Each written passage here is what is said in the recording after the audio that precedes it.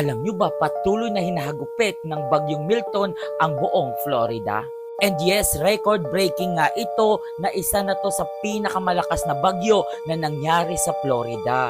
Ang pangyayari ngang ito ay viral na sa iba't ibang social media platform worldwide dahil isang malakas na hurricane ang tumama ngayon sa Florida. Ito ang Hurricane Milton. Ang nakakatakot pa nga dito, hindi lang malakas na hangin ang dala ng bagyong hurricane, kundi tornado at mataas na pagbaha sa lugar nila. Marami ng mga puno ang nagsibagsakan, mga building na nasira at bumabaha pa ito.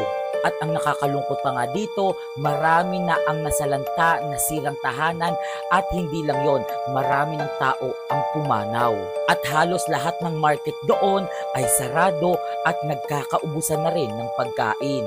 At ngayon nga marami na ang nagsilikas at milyong-milyong ng mga tao ang nasalanta at nasira ang mga tahanan.